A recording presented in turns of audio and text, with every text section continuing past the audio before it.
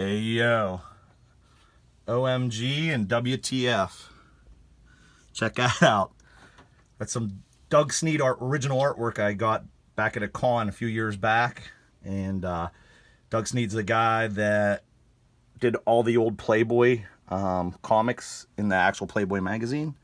Very unique artwork, and if you're familiar with Doug Sneed's artwork, then you know that's an original Doug Sneed.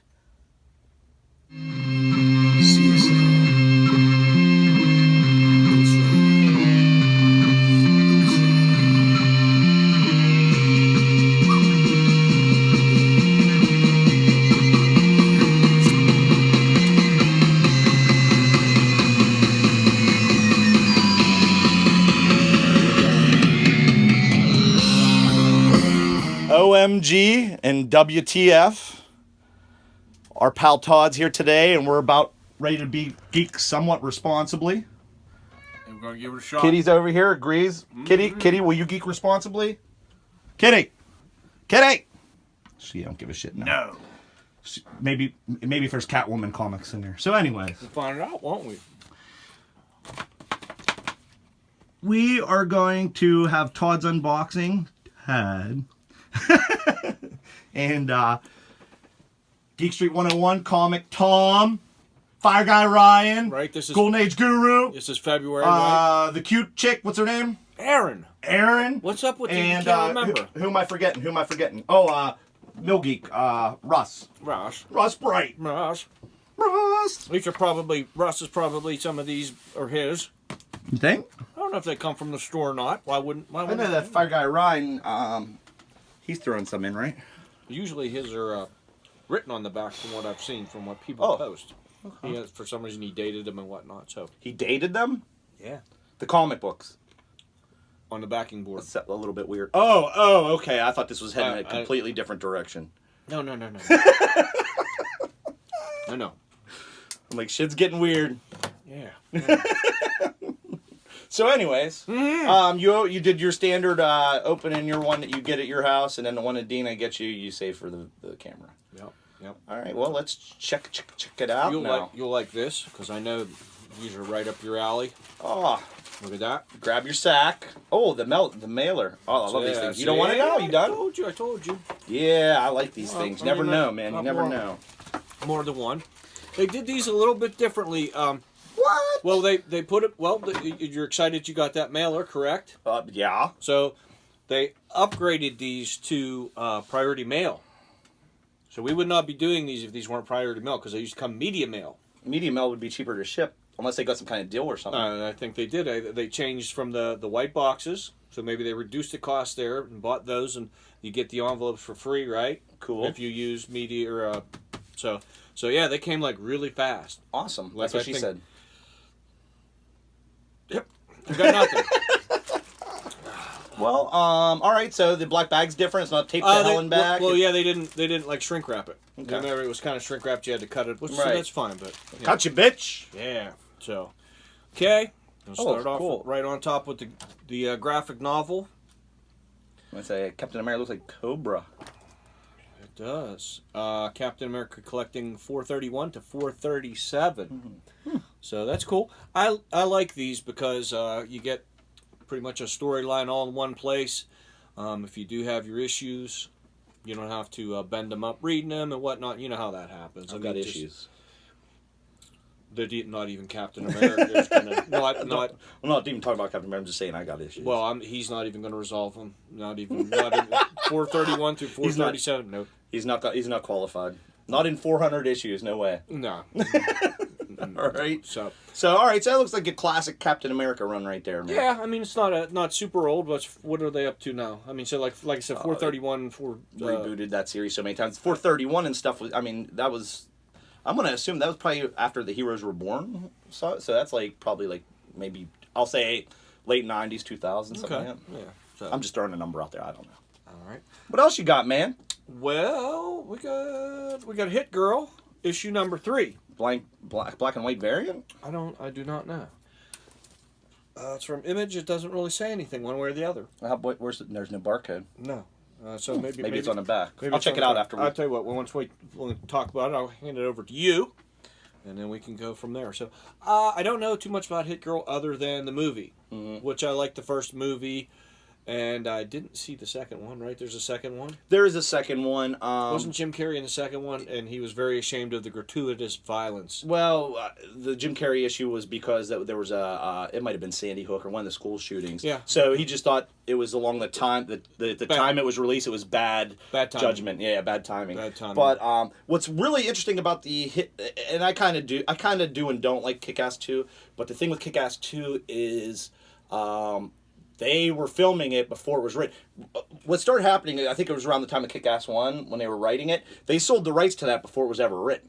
Okay. So when Kick-Ass 2 was being written and distributed and the artwork and everything being done like in the comic world, it wasn't ready for the movie, but the movie was already in production, so they just kind of took the beginning, maybe the first 2 issues, I don't know, something like that, and then made their own story for the rest. So it may or may not have anything to do with the comics at that point. I think they just kind of, Hollywood went and did whatever they wanted. Does that make sense what I'm saying? Yeah, I got you. I had a lot of caffeine just a minute ago. Hollywood, that's unfair. I have to do this like legit with no motivation, let's just say. I cut up some Folgers on a mirror and did some Folgers dry ass snooters. He's rubbing it in. He's rubbing it in. Folgers rails. Chop your Folgers on a mirror. All right. Hey, let me check that out. Let me see if it's Girl. All right, I never heard of this guy, so maybe Dave could tell you some stuff about him. I know his first appearance was in that Zatar book. Is that right? Even Comic Tom was talking about that one time. It was funny. This is a really cool classic looking cover. It's just Superman doing a super pose. White background. Dude, I think that cover looks familiar, and I don't know. It might be a key. I'm not sure. I don't know. That cover, I'm almost like positive. For some reason, there's something that I got brought up for. Yeah. Dude, this, by the way, this Hit Girl, real quick, is cover B of the first printing. Okay. Where was it on the... So if you look... Okay, in the back. Okay. Yeah, if you look at the... Did we ever touch this? I think we've discussed this we did before. break down the barcode a little bit. We weren't sure. We were like, we know what the numbers are. There's like, so the last 4 digits. I try to remember it by IVP. It's issue, variant, and then printing. Okay. So the first 3 are the issue number. So this one says... Let's see here. 003, so it's issue 3, correct? Yep. And then 2 is the variant. And so it says cover B under there, so that's the second variant. Right. And then 1 is the printing. So, cool. There you go. Okay. Anyway, so back to Superman. So, I don't know, Dave. This is from the DC Rebirth. It's number 2. I don't know. I don't recall too much going on in that Rebirth series. The Rebirth was after New 52. So New 52 wasn't really, aside from the Justice League and the Batman New 52 stories, I want to say there was another one. But for most of it, it was Pam, dude. People didn't like it. So eventually DC caved. They kept saying that was the be-all, end-all of the New 52. Well, eventually they caved. Superman was an idiot in the New 52. So they did the Rebirth. And when they did the Rebirth, they decided to take the best things from the original stories and then also the New 52, and stuff may or may not have happened in continuity, whatever. And they made Superman more like the traditional Superman. It sounds a little bit like it fell under the same thing as the Batman, the Brave and the Bold. The stuff that happened in the Brave and the Bold had absolutely nothing to do with like the timeline of Batman. It didn't affect anything that went on like in the Batman line. Like Batman could get thrown into a volcano or whatever, and it was just a standalone Batman story. So it kind of sounds like Sons and all that stuff they had back then, and all that goofiness. It just sounds like it kind of fell into that victim, like, well, that was just some story writing we did. I think a lot of the comics pre-Crisis, like 85, 86, like they didn't really care about continuity, but I think the fan base was getting a lot more. I don't want to say intelligent, but they were keeping up with it a lot more and expected things to be continuity. Like, if this happened in this book, then it should relate to that book. So that's why they did the Crisis, where they were like, all right, we need to establish a timeline, and this happened, that didn't happen, and these guys don't even make sense. Why is Uncle Sam here? You know what I mean? Like, stuff that just didn't make sense.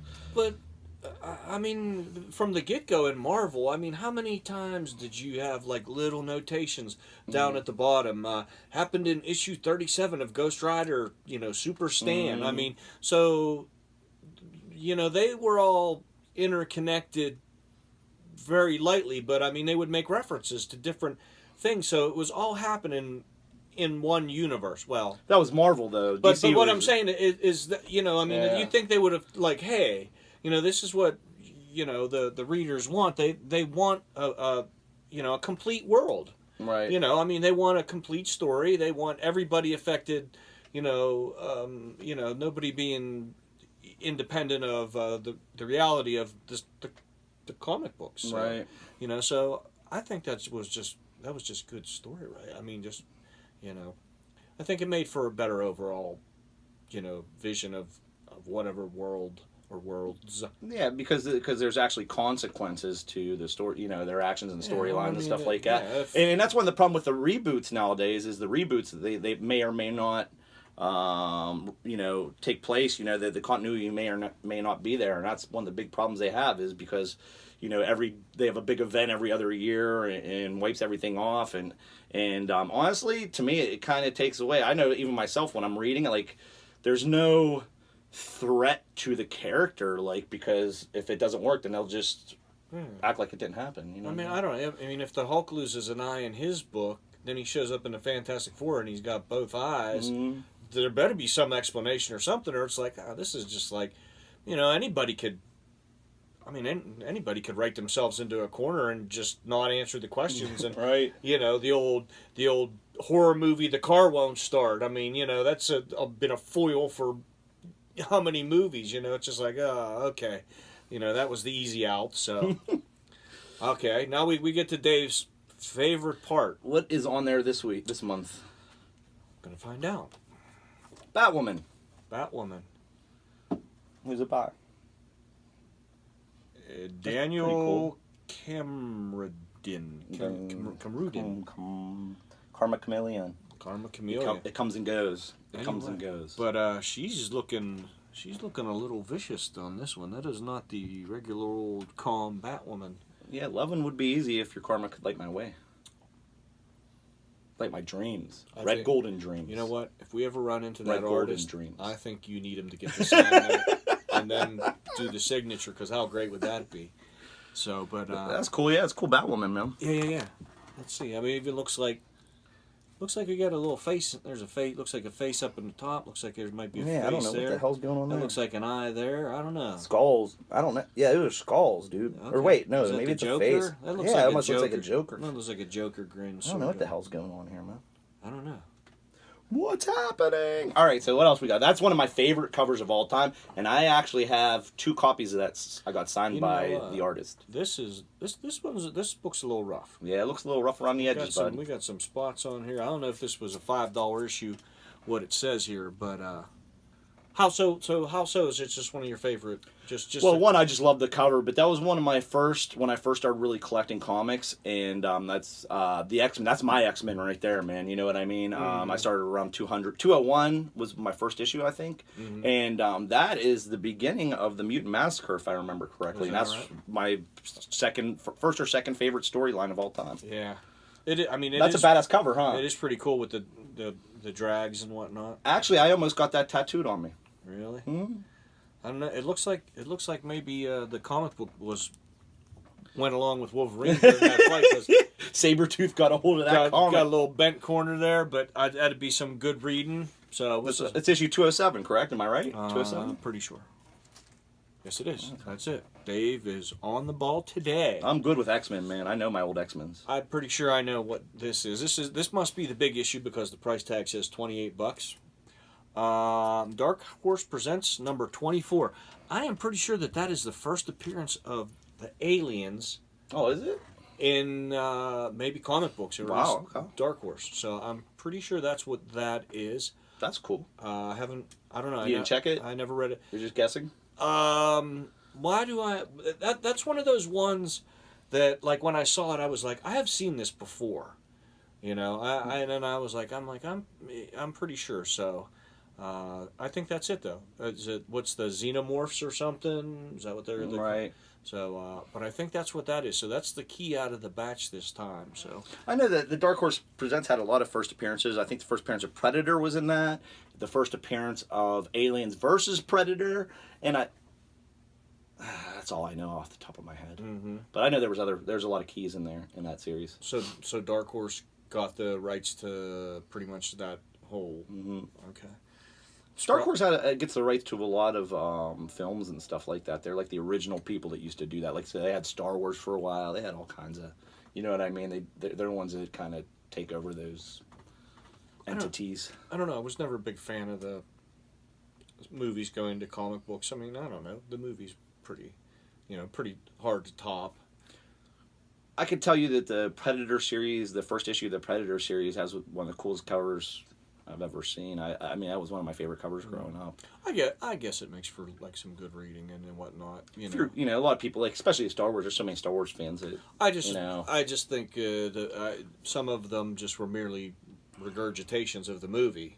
You know, it's like, oh, okay. You know, I mean, yeah, some of them aren't even canon. You know, I think now Marvel's doing it where everything's canon, but. You know, some of the stuff was just kind of out there. Oh, you got an extra board. That looks like a Silver Age. These are probably both yours. Oh, thank you, sir. Oh, you know, so we're going to see what we got in here. So cool. But I don't know. What do you think overall of the box? Pretty cool? Yeah, that's pretty cool, man. Let's go through it again. So you got a graphic novel to read. You got the Aliens. You got one of my favorite John Romita Jr. covers. Early John Romita Jr. work. You got the Superman that I think might be a key, but I could be wrong. And the Sweet Hit Girl cover, man. Nothing wrong with that. Yeah. Yeah. And then the artwork and a bonus silver. That is some. You know what? It's almost the guys doing the artwork. They've been so good. It almost seems like we're sort of taken away from them a little bit. You know, it's like none of them have been duds. That is. Yeah. If that was on the cover of a comic book, I would sell. Oh, absolutely. Yeah. So. That might even be. I mean, this could theoretically be the hot variant of the month. Yeah, you know what I mean. So kudos, Tom, and the artists for tracking them down and for sending them out to the community. Man, cool.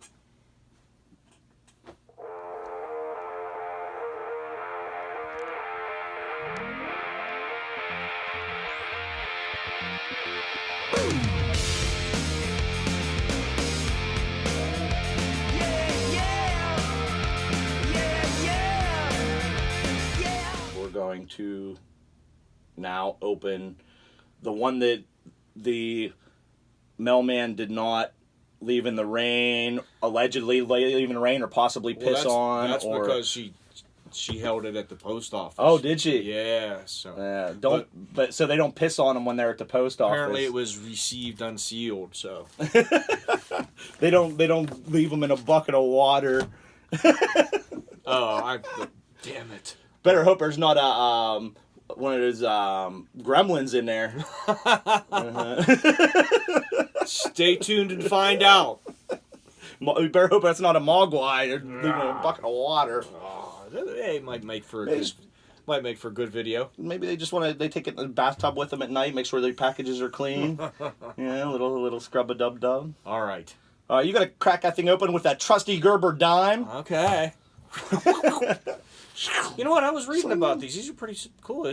They were put out by the Gerber Baby Food Company, and it was pretty cool. If you look on here really close, there's actually a little baby head. Is there really? I didn't know that. It's etched right in there. You look real close. No shit, huh? Did you order one? No. Aw, Todd, you're gonna need one of those, man. I have a sword. I have this big ass sword. Actually, it's in an X-Men cane. For real? I'll bring it with me next time. Should use a mallet. I use a mallet to open everything. Giant, like Harley Quinn. Gavel. The hammer of truth. Gavel. That's a whole nother story there. Oh. As they all are. All right. Hey, another sack. Damn it, a black bag. Okay. And, what are these things called? A Z-fold or something? Trifold? Is that what it is? I don't know. Yeah, there was a terminology for for the They're the effing box. sweet, man. They're effing sweet. They are, well, obviously if they're shipping comic books out in them, so somebody's doing something right. Whoever got the patent on that was a genius. Oh, that's a good one. All right, you know what? That. I've seen these popping up on other people's The mystery mail calls, and I did not get one. But so now here is mine. I guess we put up there for the hardcover. for the folks to see. Yep, pretty cool. Yep. What's the story of it, Dave? Obviously, because it's sealed. I haven't read. This is, I believe, this is Wolverine in Japan, though, right? This is. I can't remember. It's been. I read it when it first came out. I have it over there. I haven't read it since. But I want to say I remember Wolverine getting the living shit tortured out of him. Is what I remember out of that book. Yeah. Yeah. I thought that was.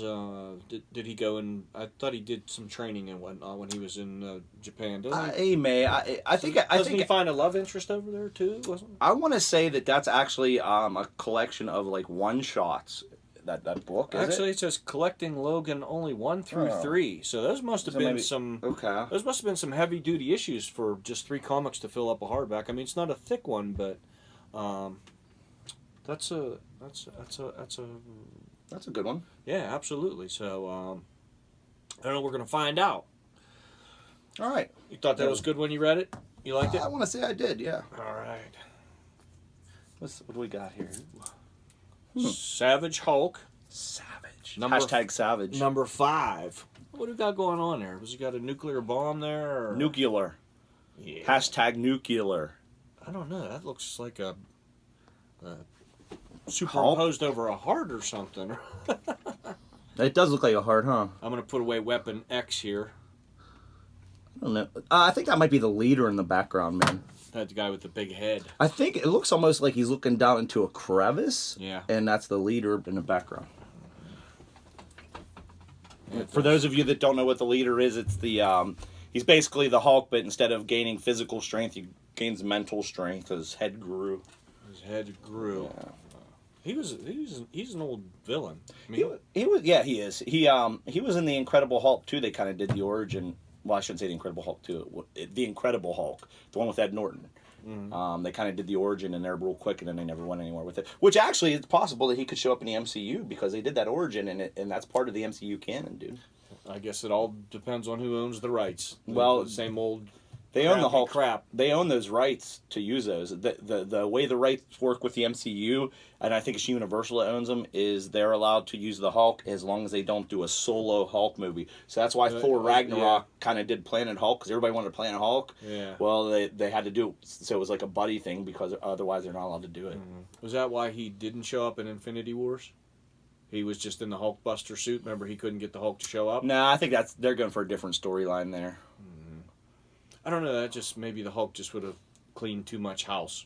You know, like it would have been just like boom. I don't know. It seems like they're trying to maybe set up for a future storyline. I don't know. I don't think he would have cleaned house. I mean, he got his ass handed to him right in the beginning by Thanos. Yeah, but you know, if you kind of watch that, you could tell what goes on there. The Hulk is he's just a brutal bruiser, smash, grab.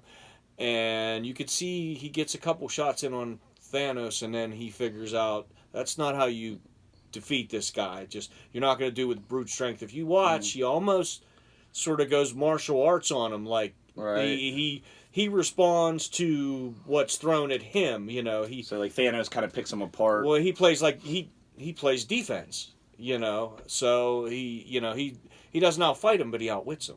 Okay. You know, I mean, a little bit if you watch. You know, he was just a smarter fighter, you know, so, you know, the old rope-a-dope, he pulled a Muhammad Ali on him, you know, he did, so. The George Foreman. Yeah, so. He pulled a George Foreman grill on him. He stayed on the ropes, man, you know, the Thriller in Manila. Hey, that's cool. Oh. So I don't think that's the first series of Kick-Ass. Is that the second one? Most likely, yes. It's a different series. Yeah, I mean, but it's Kick-Ass number 1. So cool. Actually, I think he looks like he's an African-American Kick-Ass on there. Maybe I'm wrong. Maybe it's just a shading, but it looks like he's an African-American Kick-Ass. I don't know, but hey, if we're going to start somewhere, number 1, even first, second series doesn't matter. We got number 1. Key issue. First issue is always a key issue. Well, yeah, you got to. Yeah, it might not be pivotal, but You know, Cool. they had to start a story somewhere. Go nice with your hit girl. All right, we got another. I think this is number 5, and the other one was number 2, right? Okay. So we're filling up the storyline here. Superman, another rebirth. Yeah, that one's number 2. So this one's number 5. So Are you saying it's number 2 because it's the shit? I'm saying it's number 5. Like, what did the 5 fingers say to the face? Superman. No, I It looked like, I don't know who that is in the background. It almost looks like Ares from Wonder Woman. I don't know. I don't know. Maybe I'm wrong. All right. Well, these I don't know anything about that one. These are like learning experiences. Like we get exposed to all these new guys. We're like, well, I don't know. We'll figure it out right along with you. There it is. So there's the Taad. Very cool. All right, the next issue is Amazing Spider-Man 334. Classic Eric Larson artwork. Says a $5 issue, so it might be a little bit of I don't think I had that one, so that's probably a good filler issue. That was the run right after Todd McFarlane left. Right, this is the Sinister Six, the Return of the Sinister Six. So Yep. this is part 1. You know what's funny about that, dude? Is I was just talking to Matt because one of my buddy Joe is selling some graphic novels, and my buddy Matt said he was today at work said he was looking for some new graphic novels. So I was like, oh, check it out. My buddy's selling all these graphic novels, half price books, so he's gonna sell them cheap if you want. Yeah. And he's like, what's that? Spider-Man. He's like, Return of the Sinister Six. He's like, do you know what that is? And I'm like, I think it was an old school '90s storyline, but I don't know. They might have redid it, but that's what it was. It's this. Mm-hmm. So Matt, there you go. So that's the book you were looking at. There's the first one. If you wanna if you wanna do it, it's 334. 334. So it looks like so far we only got 2 of the 6. We got Electro and Dr. Octopus. We do not have anyone else. So this next one looks interesting, huh? Well, you know what? This is right in my wheelhouse, man. Do you have that one? I do not. Conan, number 38. Now, as a kid, that would have absolutely fired my imagination. I would have stopped in my tracks, and that would probably be an excellent babysitter for at least a half hour, if not more, that I would have just sat still, not got in any trouble. But, so... Is that a key or is that a? I don't know. I don't think so. But Conan was cool fighting warriors and all that. As soon as you introduced a monster or something, it was the double whammy. That's exactly what as a kid, that was exciting and everything. You wanted a comic book to be, at least to me. So. That is a super killer issue.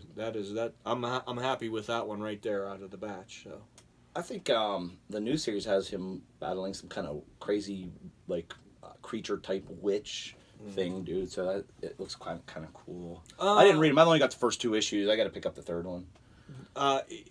If you've read any Conan, you know that the supernatural and the things like that were something that he absolutely despised, so you probably couldn't get a more potent villain than anybody who had like a supernatural bent or something to that, like witches and warlocks and stuff, because he absolutely hated that.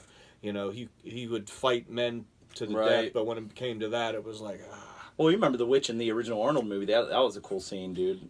Mm-hmm. Yeah. Witches get stitches. I'm sure if you're hanging around Conan, everybody's going to get stitches sooner or later. So, but that's excellent. I really like this one, and I know I don't have that because I absolutely would have remembered the cover.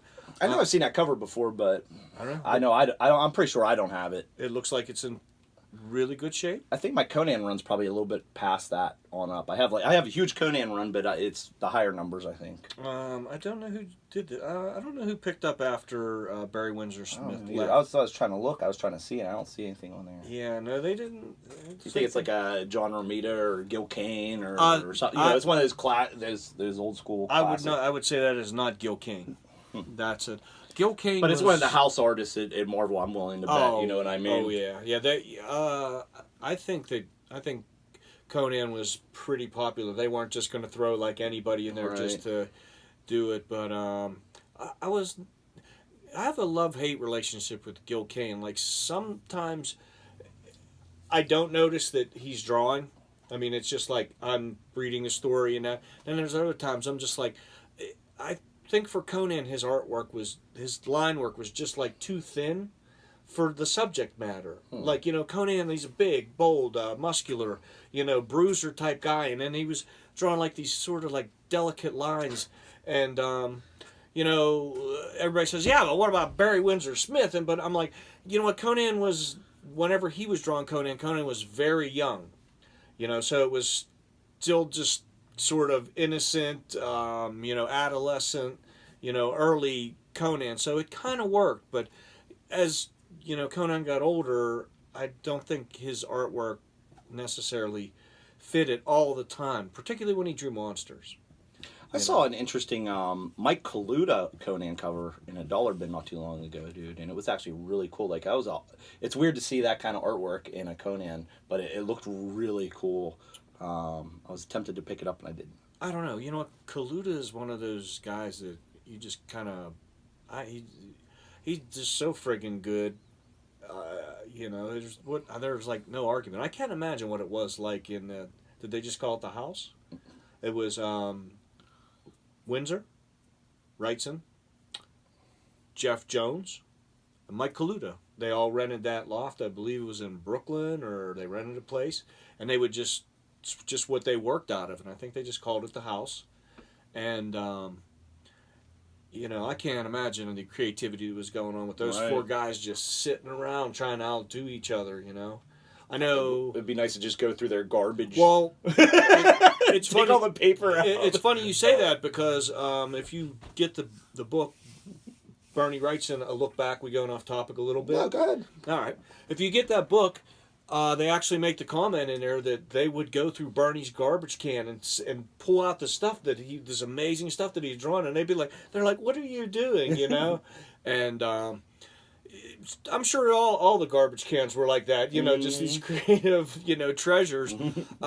Even though they did admit that Jeff Jones, they all agreed, like, he was like an actual artist. I mean, by their definition. I mean, they were all incredible artists, but I think Jeff was just so... He had the mature, almost classical kind more like fine art kind of thing. Like, I mean, he could paint absolutely gorgeous, classical stuff, whereas the other guys could just really, render some tight drawing and some creative stuff. But Jeff was sort of in a class by himself. But then, did you just say his self? I'm pretty sure you just said his self. Did I? Did I see? I get so caught up in the Aren't you an English major? It was a test, Dave. Very good. You picked right up on that. So, I have to keep... So, you're so busted, dude. This is... So, what's the verdict on his box? Was it a winner? Did you win? Yeah. Hashtag winning? Yeah, the Conan is a R+. Would you agree that Comic Tom has tiger blood? He's winning.